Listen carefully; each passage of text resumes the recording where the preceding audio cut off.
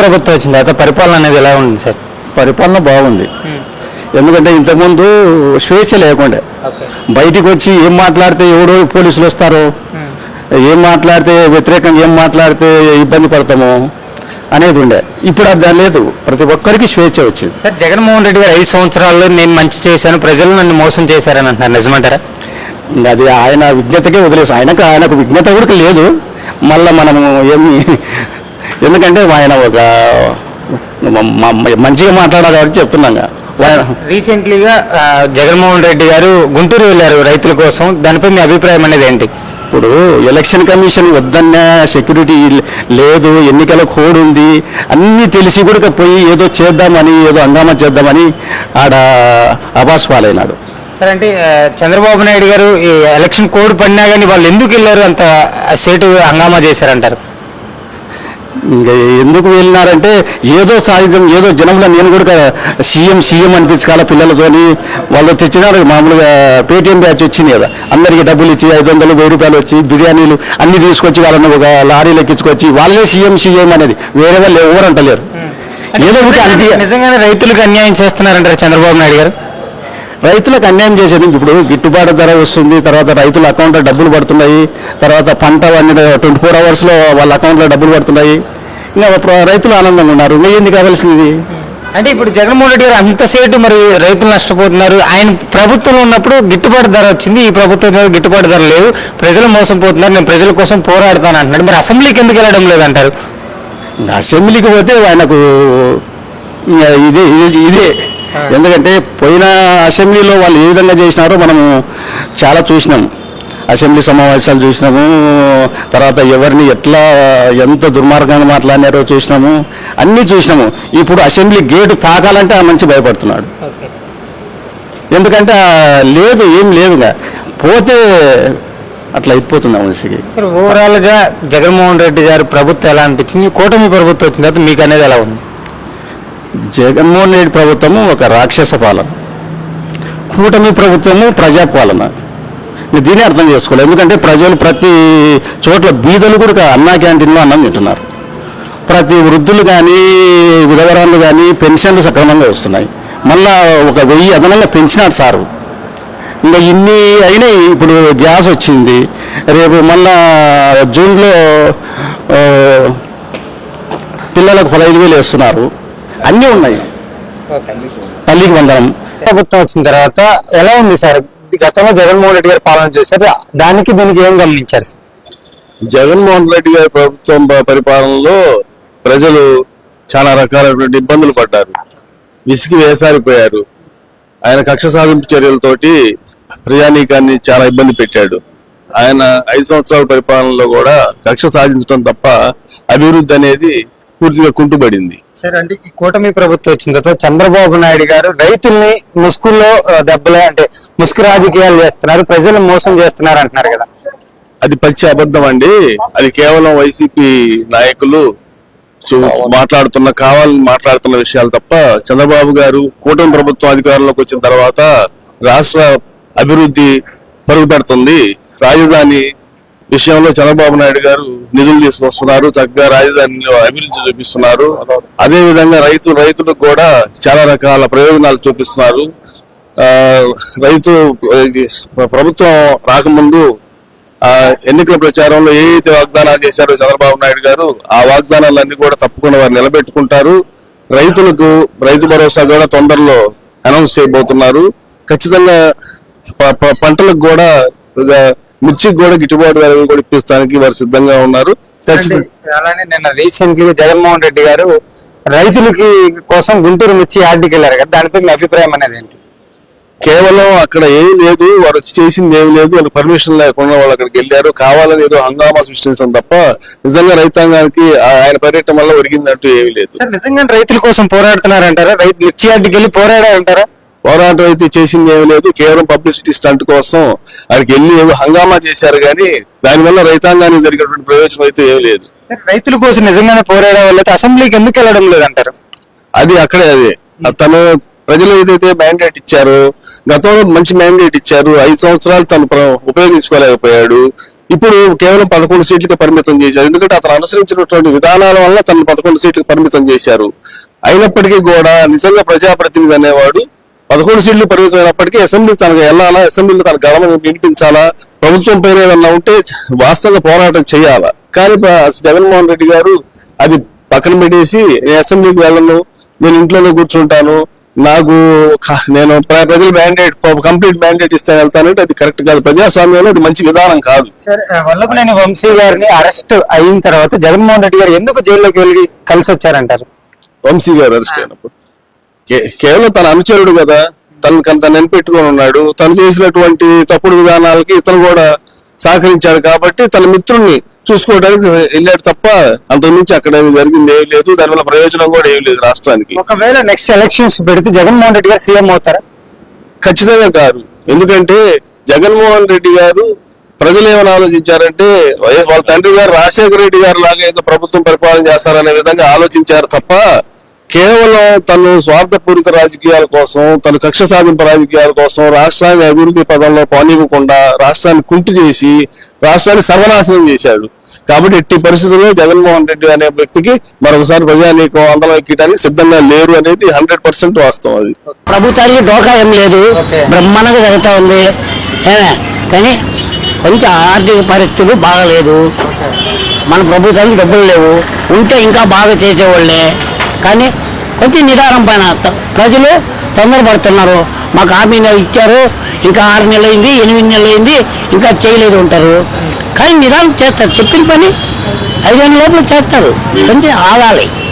మనుషులు అనేది పెద్ద మనిషి పెట్టుకొని ప్రజలు కూడా బాగుంటే అది జరుగుతుంది. అంటే వైసీపీ ఎమ్మెల్యేల మీద అరెస్టులు పెడుతున్నారు కదా, దానిపై మీ అభిప్రాయం అనేది ఏంటి బాబాయ్? అయ్యా, తప్పు చేసినోడు ఎవడైనా అనుభవిస్తాడు. నువ్వు తప్పు చేయలేదు కాబట్టి నువ్వు ధైర్యంగా ఉండు. తప్పు చేసినోడు నువ్వు తోముకుంటున్నావు. మా ప్రభుత్వం పైన మా పైన ఎన్నో కేసులు పెట్టావు, ఎన్నో అరెస్టులు చేపించావు. మేము దానికి వెనకాడలేదు కదా. నీ పైన మేము కేసు పెట్టాను. చట్టం చేసుకుని పోతా ఉంటాం.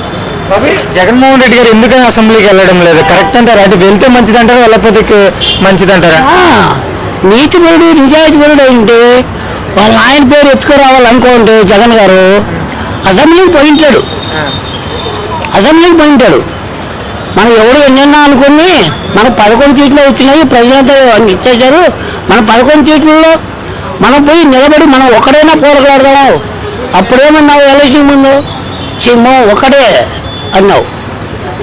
నువ్వు వాళ్ళు కూరేసుకొని వచ్చేటప్పుడు బాగాలేదు, నేను ఒక్కడే సింహం అన్నావు. ఆ సింహం పోయిండొచ్చు కదా, నువ్వు అసెంబ్లీకి వాదించి ఉండొచ్చు కదా.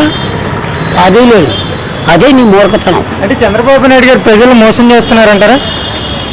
చంద్రబాబు నాయుడు ప్రజలు మోసం చేశారంటే చంద్రబాబు నాయుడికి ఓట్లు వేయండి.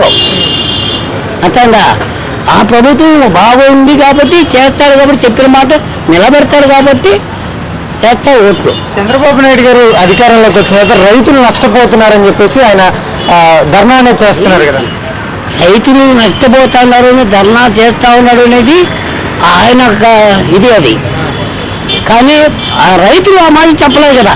ఈయన ఏదో ఒకటి కాలం గడపాలి, అసలు గారు కూర్చొని అసెంబ్లీకి పోకుండా బయటకు నిలబడుకొని ఏదో ఒకటి చేయాలి ధర్నాలు. మళ్ళీ నెక్స్ట్ అధికారంలో జగన్మోహన్ రెడ్డి గారు వస్తారా బాబా? అది దేవుని ఆదాయం, దేవుడు నిర్ణయించేది. ఈ 5 ఏళ్ళ తర్వాత ఎవరికి ఎట్లుంటుందో మనం చెప్పలేం. రాజకీయం అనేది ఒక అబ్బ సొమ్ము కాదు, అవునా? ఒకరు అబ్బ సొమ్ము కాదు. చంద్రబాబు నాయుడు కూటమి అనేది ప్రభుత్వ భావన ఇప్పటికీ బాగుంది. అది పేరండి అప్పారావు సార్. కూటమి ప్రభుత్వం వచ్చిన తర్వాత ఎలా ఉంది సార్ పరిపాలన? బాగుంది. గత ప్రభుత్వంతో పోల్చుకుంటే చాలా బాగుంది. ఏంటంటే గతంలో ఏం జరిగింది, అసలు ఆయన ఏం చేశాడు, పరిపాలన ఎందుకు నచ్చలేదు? పరిపాలన అంటే ఏదైనా మా యొక్క అభిప్రాయాలు చెప్దామంటే దాడులు చేయడం, కేసులు పెట్టేసేవారు. స్వేచ్ఛ లేకుండా పోయింది గత 5 సంవత్సరాలు కూడా. కూటమి ప్రభుత్వం వచ్చిన తర్వాత కేసులు అనేది వైసీపీ ఎమ్మెల్యేల మీద పెడుతున్నారు అంటారు, దానిపై మీ అభిప్రాయం అనేది ఏంటి? అది తప్పు చేసిన వాళ్ళు శిక్షిస్తామని చెప్పేసి ఎలక్షన్ ముందే హామీ ఇచ్చారు.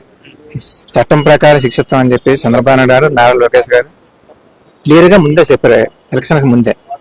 అంటే లోకేష్ గారు రెడ్ బుక్ పరిపాలన జరుగుతుంది, ఆయన టార్గెట్ చేసి ఎమ్మెల్యేలను అరెస్ట్ చేస్తున్నాడు వైసీపీ వాళ్ళు అంటారు, నిజమంటారా? అది ఏం కాదు. ఎందుకంటే ముందే చెప్పారు ఎవరు ఎన్ని తప్పులు చేశారు అనేది రెడ్ బుక్ నోట్ చేసుకున్నారు అంతా. అవన్నీ ఇప్పుడు బయట తీస్తాను, వాళ్ళు చేసినటువంటి తప్పులన్నీ బయట తీసి చట్టం ప్రకారం వెళ్తున్నారు వాళ్ళు. అది అంటే సార్ వైఎస్ జగన్మోహన్ రెడ్డి గారు రీసెంట్లీగా రైతుల కోసం పోరాడుతున్నా అని చెప్పేసి గుంటూరు యార్డుకి వెళ్ళారు. దానిపై మీ అభిప్రాయం అనేది ఏంటి? అది దాన్ని ఏ విధంగా అంటే డ్రామాలను కూడా అనుకోవచ్చు, ప్రజల్లో సింపతి కోసం డ్రామా అని కూడా అనుకోవచ్చు. అది ఏంటి సార్ అసలు ఎమ్మెల్సీ కోడ్ పడింది, ఇప్పుడు వెళ్ళి అంత మందితో కలవడం అంత అవసరం అంటారా? మరి గత 5 సంవత్సరాలు చూసాం కదా, కోర్టులే వ్యతిరేకించేసేవారు, చట్టాల్లో వ్యతిరేకించి ధిక్కరించేవారు. మరి ఈ వాళ్ళకి పెద్ద సమస్య కాదు, మరి అదే జరుగుతుంది. మరి ఇప్పుడు కూడా సార్ నిజంగానే రైతుల కోసం పోరాడుతున్నారు అనుకుంటున్నారా మీరు? నిజంగా అంటే అనుకోలేదు. ఇప్పుడు నిజంగా రైతుల కోసం పోరాడితే ఈ గత 5 సంవత్సరాల్లో రైతుల సమస్యలు ఏ సమస్య మీద మాట్లాడినా సరే, ఒక రైతుల సమస్యలే కాదు దేని మీద మాట్లాడినా సరే, మరి అరెస్టులు ఎందుకు చేసేవారు, దాడులు ఎందుకు చేసేవారు, కేసులు ఎందుకు పెట్టేవారు? సార్ మరి రైతుల కోసం పోరాడే వాళ్ళు అయితే మరి అసెంబ్లీకి వెళ్ళి పోరాడొచ్చు కదా, ఎందుకు పోరాడలేకపోతున్నారంటారు? మరి అది ఎందుకు పోరాడలేదంటే, మరి అసలు ప్రతిపక్ష నాయకుడు హోదా లేదని అంటున్నారు, కానీ హోదా ప్రజలు ఇవ్వలేదు. ప్రతిపక్ష నాయకుడు ప్రతిపక్ష హోదా అనేది ఒక సాధారణ ఎమ్మెల్యేగా ప్రతిపక్ష నాయకుడిగా వెళ్ళి అప్పుడు నిజంగా అసెంబ్లీలో లేవనెత్తారు రైతుల యొక్క సమస్యల మీద. అప్పుడు నిజంగా రైతుల పట్ల ఆసక్తి ఉంది, ఇంట్రెస్ట్ ఉందని చెప్పేసి అనుకోవచ్చు. అది రీసెంట్లీ వల్లభనేని వంశీ గారు అరెస్ట్ పై మీ అభిప్రాయం అనేది, జగన్మోహన్ రెడ్డి గారు ఎందుకు కలిసారు జైల్లోకి వెళ్ళి? అది మరి కలిసారంటే మరి ఒక యాక్షన్ కలగకూడదు, ఎందుకంటే ఇన్ని కేసులు వల్లభనేని వంశీ మీద ముందే ఉన్నాయి, ముందే పెట్టారు. పార్టీ కార్యాలయం మీద కావచ్చు, వీటన్నిటి మీద కేసులు ఆల్రెడీ రెడ్ బుక్ ఎక్కిపోయాయి అప్పుడే, వాటి మీద బయట తీసా, కానీ కలవకూడదు. కలిసారంటే మరి ఒక అవినీతిని ప్రోత్సహించినట్టే. సార్ మీరేం చెప్తారు, వైఎస్ జగన్మోహన్ రెడ్డి గారు మళ్ళీ ఎలక్షన్ లో పెడితే సీఎం అవుతాడంటారా? సీఎం ఏ విధంగా అవుతారండి? ఇప్పుడు వద్దనుకున్న ప్రజలు మళ్ళీ కావాలని అనుకుంటారు. బాగుంది ప్రభుత్వం, ఏం బాగుంది, రాజధాని ఇక్కడ కట్టాడు, పోలవరం చేస్తున్నాడు, దోకాలు ఇసుక బాగా వస్తుంది, అంతే బాగుంది. జగన్ ఉన్నప్పుడు ఎలా అనిపించింది మరి? అప్పుడు బాగా ఈ వయసులో పెన్షన్ అవుతుందా? పింఛన్ నాకు రాదు, జగన్ తీసేసాడు, వాలంటీర్లు తీసేసాడు. నాకు 5 ఏళ్ళు వచ్చాయి డబ్బులు, రాజధాని డబ్బులు, ఆ డబ్బులు లేవు, తీసేసాడు. అంటే చంద్రబాబు వచ్చిన దగ్గర నుంచి ప్రజలు మోసం చేస్తున్నాయంటున్నారు. మోసం లేదు, అంతా బాగుంది అంటే చెప్తున్నాడు. ఏదో పెద్దోళ్ళు మాట్లాడుతూ ఉంటారులే. జగన్ పెద్దడా నీకన్నా? రాజకీయ పెద్దోళ్ళుగా మనకి వెళ్తాయని వాళ్ళు పెద్దోళ్ళు కదా. వీళ్ళు ప్రభుత్వం బాగుంది, వాళ్ళు మనకి నచ్చల. అది రైతుల కోసం నేను పోరాడుతున్నా అంటున్నాడు, మరి పోరాడుతున్నాడంటారా లేదంటారా? ఏం లేదు, పోరాటం లేదు. చంద్రబాబు ప్రభుత్వం బాగుంది. లోకేష్ ఎలా చేస్తున్నాడు? లోకేష్ ఇంకా బాగుంది. పవన్ కళ్యాణ్ గాని దాని మొత్తం ఒకటే కదా. పెన్షన్లు గాని ఎలా ఇస్తున్నారు, రోడ్ల విషయంలో గాని? బాగా పెన్షన్లు బాగానే ఉంది, రోడ్లు బాగా ఇచ్చారు. జగన్ ఎందుకు అసెంబ్లీకి వెళ్ళడం లేదంటావు బాబాయ్? అవన్నీ మనకు తెలియదు అమ్మా, రోడ్డు పాలు అవన్నీ మనకి. మళ్ళా నెక్స్ట్ సీఎం అవుతాడా? అవును, చంద్రబాబు మళ్ళీ మళ్ళా ప్రభుత్వం జగన్ వస్తాడా? జగన్ కాదు, జగన్ కాదు. ఏం చెబుతావు అసలు జగన్ గురించి? ఆయన గురించి మనం ఏం చెప్తాం, మన బాబు గారి గురించి అయితే చెప్తాం, బాగా చేస్తున్నారు పనులు. ఆయన గురించి మనకి చెప్పు, చంద్రబాబు గారి గురించి ఒక 4 మాటలు మంచిగా చెప్పు. లోకేష్ బాబు, చంద్రబాబు బాగా పనులు చేస్తున్నారు, దోకా లేదు, ఇంకా 10 సంవత్సరాలు వాళ్ళు. అది